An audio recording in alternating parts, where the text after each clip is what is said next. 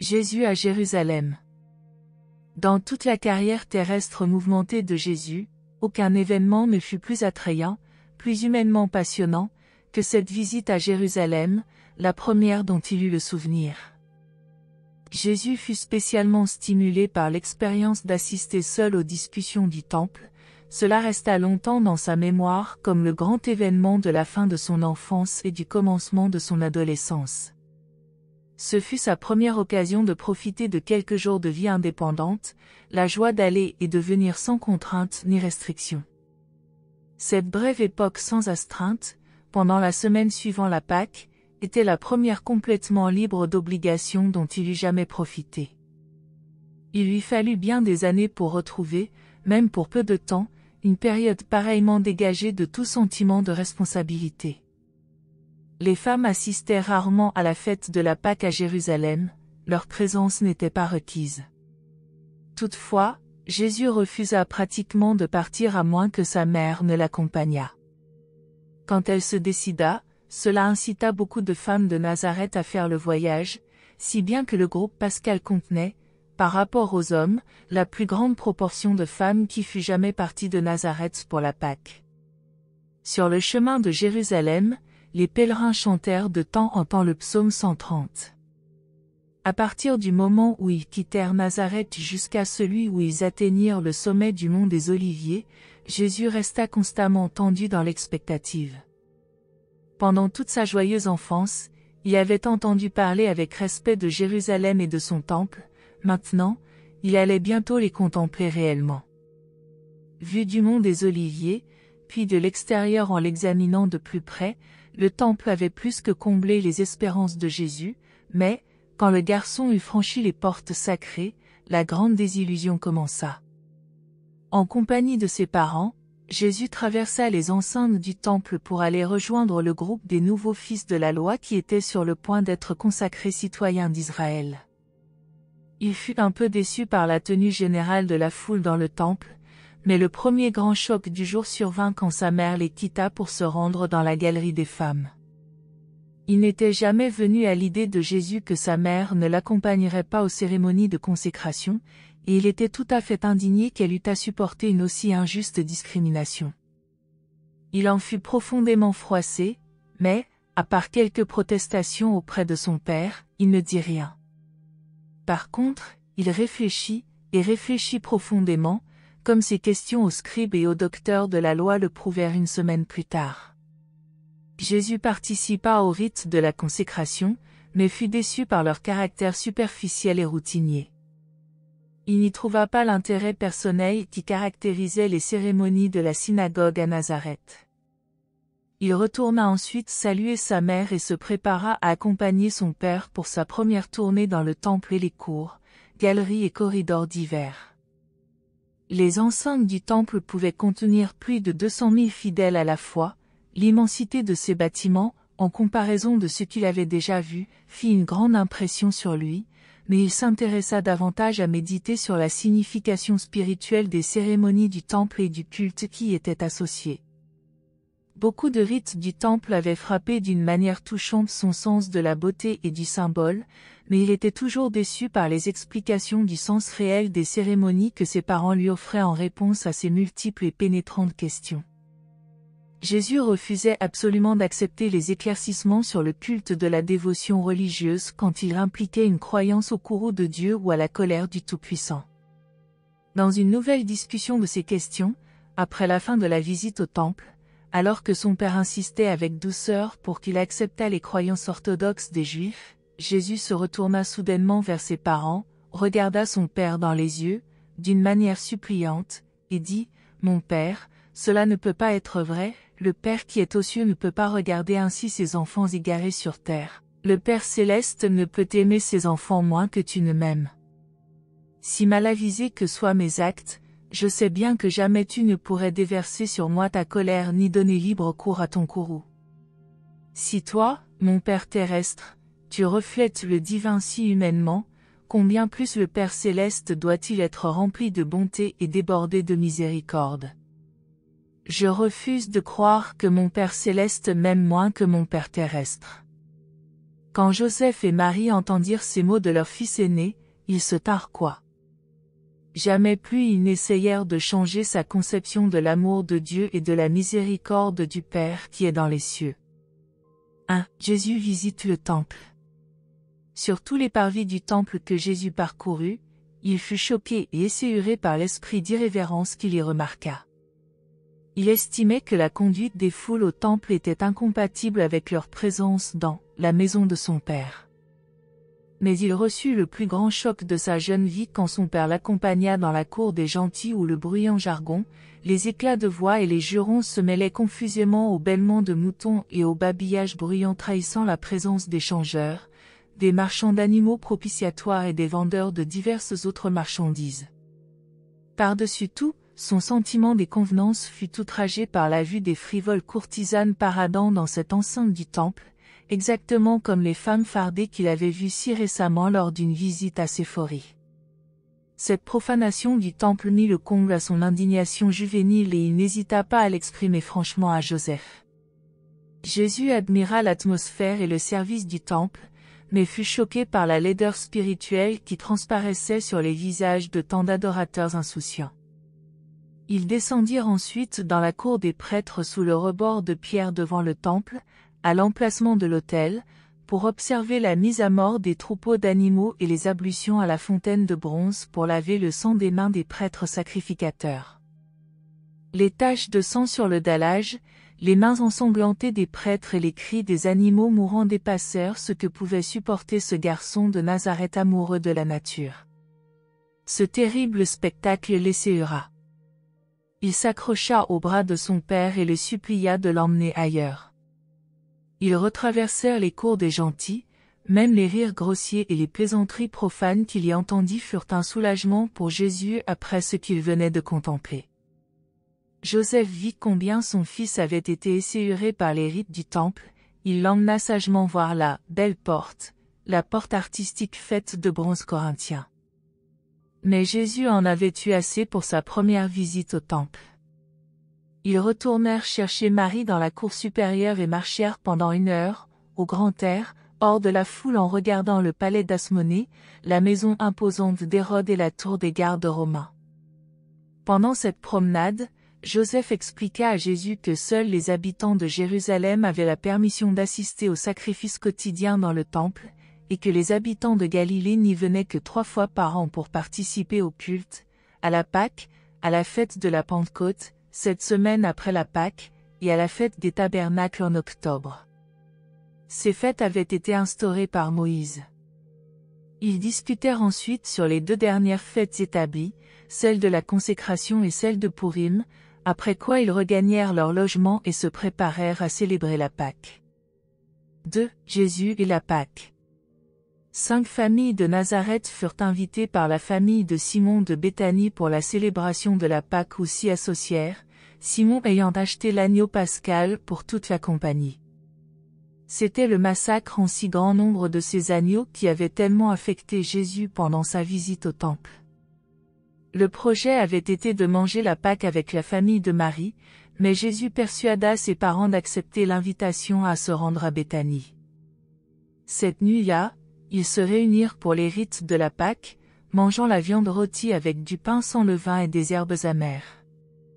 Jésus étant un nouveau fils de l'Alliance, on lui demanda de raconter les origines de la Pâque, ce qu'il fit très bien, mais il déconcerta quelque peu ses parents en y incluant de nombreuses remarques reflétant avec modération les impressions qu'avaient faites sur son mental jeune, mais réfléchi, les choses qu'il avait si récemment vues et entendues. Ce fut le commencement des 7 jours de cérémonie de la fête pascale. Même si jeune et bien qu'il n'eût rien dit à ses parents à ce sujet, Jésus avait commencé à se demander s'il était juste de célébrer la Pâque sans sacrifier d'agneau. Il fut mentalement certain que le spectacle de l'offrande des sacrifices ne plaisait pas au Père Céleste. Au cours des années suivantes, il affermit de plus en plus sa résolution d'établir un jour la célébration d'une Pâque sans effusion de sang. Cette nuit-là, Jésus dormit fort peu. Son sommeil fut grandement troublé par des cauchemars de massacre et de souffrance. Son mental était profondément troublé et son cœur déchiré par les inconséquences et les absurdités théologiques de tout le système cérémoniel juif. Ses parents aussi dormirent peu. Ils étaient considérablement déconcertés par les événements de la journée qui venaient de prendre fin, et leur cœur était complètement bouleversé par l'attitude du garçon qui leur paraissait étrange et résolu. Marie fut nerveusement agitée pendant la première partie de la nuit, mais Joseph resta calme, bien que lui aussi fût perplexe. Tous deux craignaient de parler franchement de ses problèmes avec le garçon, tandis que Jésus aurait volontiers discuté avec ses parents s'ils avaient osé l'encourager. Le lendemain, les offices au temple furent plus acceptables pour Jésus et contribuèrent beaucoup à effacer les fâcheuses impressions de la veille. Le surlendemain matin, le jeune Lazare prit Jésus en charge, et ils commencèrent à explorer systématiquement Jérusalem et ses environs.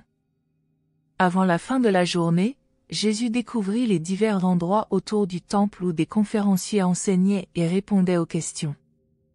À part quelques visites au sein des saints où il se demandait avec émerveillement ce qu'il y avait réellement derrière le voile de séparation, il passa la majeure partie de son temps autour du temple aux conférences d'enseignement. Pendant toute la semaine de la Pâque, Jésus garda sa place parmi les nouveaux fils du commandement. Cela signifiait qu'il devait s'asseoir hors des grilles qui séparaient toutes les personnes n'ayant pas la pleine citoyenneté d'Israël. Rendu ainsi conscient de sa jeunesse, il se retint de poser toutes les questions qui se pressaient dans sa tête, tout au moins il s'en abstint jusqu'à ce que la célébration de la Pâque eût pris fin et que les restrictions imposées aux jeunes gens nouvellement consacrés fussent levées. Le mercredi de la semaine de la Pâque, Jésus fut autorisé à aller chez Lazare pour passer la nuit à Béthanie. Ce soir-là, Lazare, Marthe et Marie écoutèrent Jésus discuter des choses temporelles et éternelles, humaines et divines, et, depuis cette soirée, tous les trois l'aimèrent comme s'il eût été leur propre frère. À la fin de la semaine, Jésus vit moins souvent Lazare, car ce dernier n'avait pas droit d'accès même au cercle extérieur des discussions du temple, mais il assista cependant à quelques discours publics prononcés dans les cours extérieures. Lazare était du même âge que Jésus, mais, à Jérusalem, les jeunes étaient rarement admis à la consécration des fils de la loi avant d'avoir atteint leurs 13 ans révolus. Pendant la semaine pascale, les parents de Jésus trouvèrent maintes et maintes fois leurs fils assis à l'écart et réfléchissant profondément, la tête dans les mains. Ils ne l'avaient jamais vu se comporter de cette façon et ils étaient douloureusement perplexes, ne sachant pas jusqu'à quel point la confusion régnait dans son mental et le trouble dans son esprit à la suite des expériences par lesquelles il passait, ils ne savaient que faire. Ils se réjouissaient d'entrevoir la fin de la semaine de la Pâque et désiraient ardemment voir leur fils, aux agissements étranges, de retour en sécurité à Nazareth. Jour après jour, Jésus faisait le tour de ses problèmes. À la fin de la semaine, il avait opéré beaucoup de mises au point. Quand vint le moment de retourner à Nazareth, son jeune mental fourmillait encore d'incertitudes et était assailli par une foule de questions sans réponse et de problèmes non résolus. Avant de repartir, en compagnie du maître qui instruisait Jésus à Nazareth, Joseph et Marie prirent des dispositions précises pour le retour de Jésus à Jérusalem au moment où il aurait ses 15 ans. Il commencerait alors un long cycle d'études dans une des académies de rabbins les plus renommées. Jésus accompagna ses parents et son professeur dans leur visite à l'école, mais tous trois furent désolés de constater combien il semblait indifférent à tout ce qu'il disait et faisait. Marie était profondément peinée de ses réactions à la visite de Jérusalem, et Joseph fort perplexe devant les étranges remarques et la conduite insolite du garçon. Somme toute, la semaine de la Pâque avait été un grand événement dans la vie de Jésus. Il avait tiré profit de sa rencontre avec des dizaines de garçons de son âge, candidats comme lui à la consécration, et avait utilisé ses contacts comme moyen d'apprendre comment les gens vivaient en Mésopotamie, au Turkestan, dans l'empire des Parthes ainsi que dans les provinces romaines de l'extrême-occident. Il était déjà assez au courant de la façon dont se développait la jeunesse d'Égypte et d'autres régions voisines de la Palestine. Il y avait, à ce moment-là, des milliers de jeunes gens à Jérusalem, et le garçon de Nazareth rencontra personnellement et interrogea de façon plus ou moins approfondie plus de 150 d'entre eux. Il était particulièrement intéressé par ceux qui venaient de l'Extrême-Orient et des pays lointains de l'Occident. Comme suite à ces contacts, le garçon commença à éprouver le désir de voyager de par le monde en vue d'apprendre comment les différents groupes de ses contemporains travaillaient pour gagner leur vie. 3. Le départ de Joseph et de Marie. Le groupe de Nazareth avait convenu de se rassembler près du temple au milieu de la matinée du premier jour de la semaine après la fin de la fête pascale. C'est ce qu'ils firent, et ils partirent pour rentrer à Nazareth. Jésus s'était rendu au temple pour écouter les discussions, tandis que ses parents attendaient le rassemblement de leurs compagnons de voyage. Bientôt, la compagnie se prépara à partir, les hommes formant un groupe, et les femmes un autre, comme ils en avaient l'habitude pour aller aux fêtes de Jérusalem et en revenir. Jésus était allé à Jérusalem en compagnie de sa mère et des femmes. Maintenant, en tant que jeune homme consacré, il était censé faire le voyage de retour avec son père et les hommes. Tandis que le groupe de Nazareth partait pour Béthanie, Jésus était resté dans le temple, complètement absorbé par une discussion sur les anges et totalement inconscient d'avoir manqué le moment du départ de ses parents. Jusqu'à midi, heure de la suspension des conférences du temple, il ne se rendit pas compte qu'il avait été laissé en arrière. Les voyageurs de Nazareth ne remarquèrent pas l'absence de Jésus, parce que Marie supposait qu'il voyageait avec les hommes, tandis que Joseph pensait qu'il voyageait avec les femmes, étant donné qu'il était monté à Jérusalem avec les femmes, et qu'il conduisait l'âne de Marie. Ils ne découvrirent son absence qu'en arrivant à Jéricho et en se préparant à camper pour la nuit. Après être allés aux informations auprès des retardataires du groupe arrivant à Jéricho, et avoir appris qu'aucun d'eux n'avait vu leur fils, ils passèrent une nuit blanche. Ils retournaient dans leur tête ce qui avait bien pu lui arriver, se remémorant plusieurs de ses réactions insolites aux événements de la semaine pascale et se reprochant doucement l'un à l'autre de n'avoir pas veillé à ce qu'il fût dans l'un des groupes avant de quitter Jérusalem. 4. Premier et deuxième jour dans le temple. Pendant ce temps, Jésus était resté dans le temple tout l'après-midi, écoutant les discussions et appréciant l'ambiance plus calme et plus décente depuis que les grandes foules de la semaine pascale s'étaient à peu près dispersées. À la fin des discussions de l'après-midi, auxquelles Jésus ne participa point, il se rendit à Béthanie où il arriva juste au moment où la famille de Simon se préparait à prendre son repas du soir. Les 3 jeunes gens débordaient de joie d'accueillir Jésus, qui demeura pour la nuit dans la maison de Simon. Il les vit très peu pendant la soirée, passant la plus grande partie de son temps en méditation solitaire dans le jardin. Le lendemain, Jésus se leva de bonne heure pour se rendre au temple. Sur le versant d'Olivet, il s'arrêta et pleura sur le spectacle que ses yeux contemplaient, un peuple appauvri spirituellement, prisonnier de ses traditions et vivant sous la surveillance des légions romaines.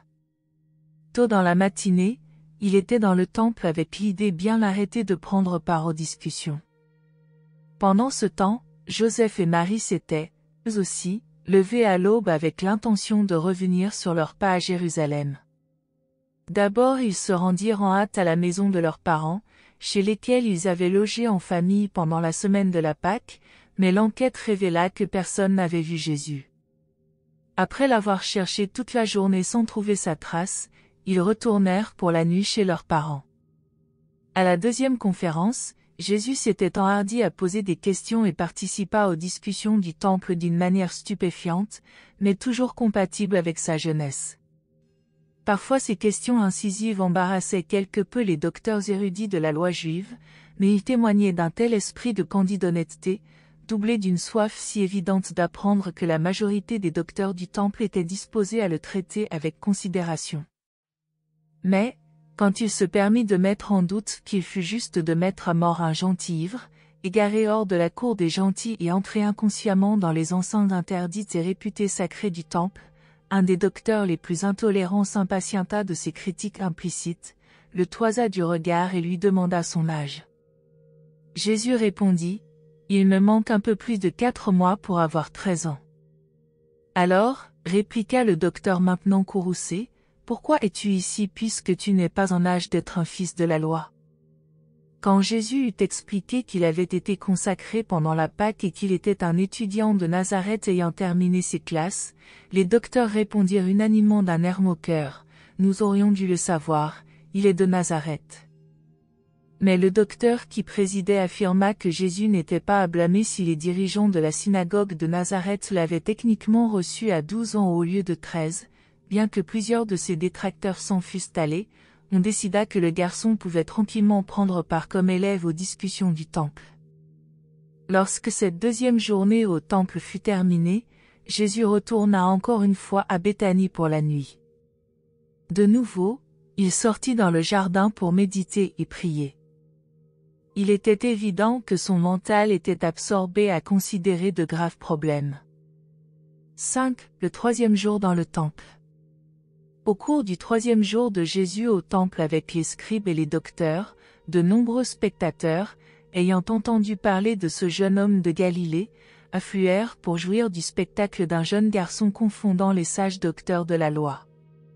Simon aussi vint de Béthanie pour se rendre compte de ce que le garçon allait faire. Pendant toute cette journée, Joseph et Marie continuèrent à chercher anxieusement Jésus, ils étaient même allés plusieurs fois au temple, mais n'avaient jamais pensé à scruter les divers groupes engagés dans des discussions. Ils passèrent pourtant une fois presque à portée de la voix fascinante de leur fils. Avant la fin du jour, toute l'attention du principal groupe des débats du temple s'était concentrée sur les interrogations de Jésus. Voici quelques-unes de ces nombreuses questions. 1. Qu'y a-t-il réellement dans le Saint des Saints derrière le voile? 2. Pourquoi, en Israël, les mères doivent-elles être séparées des fidèles masculins au temple? 3. Si Dieu est un père qui aime ses enfants, pourquoi tous ces massacres d'animaux pour gagner la faveur divine, l'enseignement de Moïse a-t-il été mal compris? 4. Puisque le temple est consacré à l'adoration du Père céleste, est-il logique d'y tolérer la présence de ceux qui exercent un métier profane de troc ou de commerce? 5. Le Messie attendu sera-t-il un prince temporel siégeant sur le trône de David, ou agira-t-il comme la lumière de vie dans l'établissement d'un royaume spirituel? Tout le long du jour, les auditeurs s'émerveillèrent de ces questions, et nul ne fut plus étonné que Simon. Pendant plus de 4 heures, l'adolescent de Nazareth assaillit les docteurs juifs de questions qui donnaient à réfléchir et sondaient les cœurs. Il fit peu de commentaires sur les remarques de ses aînés. Il transmettait son enseignement par les questions qu'il posait. Par leur tournure à droite et subtile, il arrivait simultanément à défier leur enseignement et à suggérer le sien propre. Dans sa manière de poser une question, il conjuguait la sagacité et l'humour avec un charme qui le faisait aimer même par ceux qui s'offusquaient plus ou moins de son âge. Il était toujours éminemment loyal et plein d'égards en posant ses questions pénétrantes. Au cours de cet après-midi mouvementé au temple, il manifesta sa répugnance caractéristique, confirmée par tout son ministère public ultérieur, à tirer d'un adversaire un avantage déloyal. Comme adolescent, et plus tard comme homme, il paraissait complètement délivré de tout désir égoïste de gagner une discussion simplement pour le plaisir de triompher de ses compagnons par la logique. Une seule chose l'intéressait suprêmement, proclamer la vérité éternelle et effectuer ainsi une révélation plus complète du Dieu éternel. La journée finie, Simon et Jésus retournèrent à Béthanie. Durant la plus grande partie du trajet, l'homme et l'enfant gardèrent le silence. De nouveau, Jésus s'arrêta sur le versant d'Olivet, mais, en regardant la ville et son temple, il ne pleura pas, il inclina seulement la tête en dévotion silencieuse. Après le repas du soir à Béthanie, il refusa encore une fois de se joindre à la joyeuse compagnie. Au lieu de cela, il alla au jardin où il s'attarda jusqu'à une heure avancée de la nuit. Il tenta vainement d'élaborer un plan précis pour aborder le problème de l'œuvre de sa vie, et pour choisir la meilleure manière de révéler, à ses compatriotes spirituellement aveugles, un plus beau concept du Père céleste, les libérant ainsi de leur terrible esclavage à la loi, au rituel, au cérémonial et à la tradition surannée. Mais la claire lumière n'apparut pas à ce garçon en quête de vérité. 6. Le 4e jour dans le temple. Jésus était étrangement oublieux de ses parents terrestres, même au déjeuner, quand la mère de Lazare fit remarquer que ses parents devaient être maintenant près de chez eux. Jésus ne sembla pas se rendre compte qu'il devait quelque peu s'inquiéter de ce qu'il fût resté à la traîne. De nouveau, il se rendit au temple, mais ne s'arrêta pas sur le versant d'Olivet pour méditer. Au cours des discussions du matin, une grande partie du temps fut consacrée à la loi et aux prophètes, et les docteurs furent étonnés de constater que Jésus connaissait si bien les Écritures, tant en hébreu qu'en grec. Mais sa jeunesse les étonnait plus que sa connaissance de la vérité. À la conférence de l'après-midi, ils avaient à peine commencé à répondre à ces questions concernant le but de la prière, quand le président pria le garçon de s'avancer, de s'asseoir près de lui et de faire connaître son propre point de vue concernant la prière et l'adoration. La veille au soir, les parents de Jésus avaient entendu parler de l'étrange adolescent qui argumentait si habilement avec les commentateurs de la loi, mais il ne leur était pas venu à l'idée que ce garçon pouvait être leur fils. Ils avaient à peu près décidé de repartir pour aller chez Zacharie en supposant que Jésus pouvait y être allé pour voir Élisabeth et Jean. Pensant que Zacharie était peut-être au temple, ils s'arrêtèrent là sur le chemin de la ville de Juda. Comme ils erraient à travers les cours du temple, imaginez leur surprise et leur stupéfaction quand ils reconnurent la voix du garçon disparu et l'aperçurent assis parmi les docteurs du temple. Joseph était sans voix, mais Marie donna libre cours à sa peur et à son anxiété longtemps refoulée. Elle s'élança vers le garçon, qui s'était levé pour saluer ses parents, et dit, « Mon enfant, pourquoi nous as-tu traités comme cela? Il y a maintenant plus de 3 jours que ton père et moi t'avons cherché désespérément. Qu'est-ce qui t'a pris de nous abandonner? » Ce fut un moment angoissant. Tous les yeux étaient tournés vers Jésus pour voir ce qu'il allait répondre. Son père le regarda d'un air réprobateur, mais ne dit rien. N'oubliez pas que Jésus était censé être un jeune homme. Il avait terminé sa scolarité régulière d'enfant, avait été reconnu comme fils de la loi et avait reçu la consécration comme citoyen d'Israël. Cependant, sa mère le reprenait vertement devant la foule assemblée, juste au moment de l'effort le plus sérieux et le plus sublime de sa jeune vie. Elle mettait ainsi peu glorieusement fin à l'une des plus grandes occasions qui lui fut jamais donnée d'enseigner la vérité, de prêcher la droiture et de révéler le caractère aimant de son Père céleste. Le garçon se montra à la hauteur des circonstances. Si l'on prend équitablement en considération tous les facteurs qui se conjuguèrent pour provoquer cette situation, on pourra mieux sonder la sagesse de la réponse qu'il fit à la réprimande involontaire de sa mère. Après un moment de réflexion, Jésus lui dit, « Pourquoi m'avez-vous cherché si longtemps? Ne vous attendiez-vous pas à me trouver dans la maison de mon Père, puisque l'heure est venue pour moi de m'occuper des affaires de mon Père? » Tous les assistants furent étonnés de la façon de parler du garçon. Ils se retirèrent silencieusement et le laissèrent seul avec ses parents. Tout de suite, le jeune homme soulagea leur embarras à tous trois en disant tranquillement, « Venez mes parents, chacun n'a rien fait d'autre que ce qu'il croyait être le mieux. Notre Père céleste a ordonné ces choses, rentrons à la maison. » Ils partirent en silence et arrivèrent à Jéricho pour la nuit.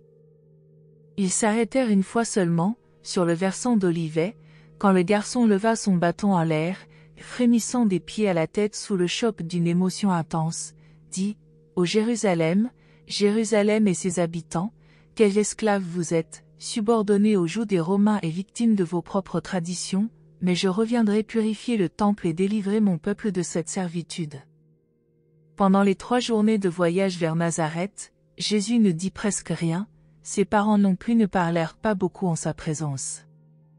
Ils étaient vraiment désorientés par la conduite de leur fils premier-né, mais ils conservaient précieusement ses paroles dans leur cœur, même sans pouvoir pleinement en comprendre la signification. En arrivant à la maison, Jésus fit une brève déclaration à ses parents, les assurant de son affection et leur laissant entendre qu'ils n'auraient plus jamais à craindre que sa conduite ne leur donnât des occasions d'anxiété. Il conclut cette déclaration capitale en disant, « Bien que je doive faire la volonté de mon Père céleste, j'obéirai aussi à mon Père terrestre. J'attendrai mon heure. » Mentalement, Jésus refusait souvent d'admettre les efforts bien intentionnés, mais malencontreux, de ses parents pour lui dicter le cours de ses réflexions ou pour établir le plan de son travail sur terre.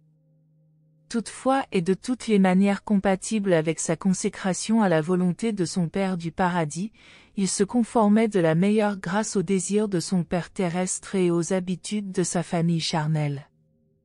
Même quand il ne pouvait les admettre, il faisait tout son possible pour s'y conformer. C'était un artiste dans la façon de concilier sa consécration au devoir avec ses obligations de loyauté envers sa famille et son service social. Joseph était perplexe, mais Marie, en réfléchissant à ses expériences, reprit courage en finissant par considérer les propos de Jésus à Olivet comme prophétiques de la mission messianique de son Fils en tant que libérateur d'Israël. Elle se mit à l'œuvre avec une énergie nouvelle pour orienter les pensées de Jésus dans des moules patriotiques et nationalistes, et recourut à l'aide de son frère, l'oncle préféré de Jésus. De toutes les manières possibles, la mère de Jésus s'adonna à la tâche de préparer son fils aîné à assumer le commandement de ceux qui voulaient restaurer le trône de David et rejeter définitivement l'esclavage politique du joug des gentils. Merci de nous avoir rejoints aujourd'hui. À bientôt pour de nouvelles aventures.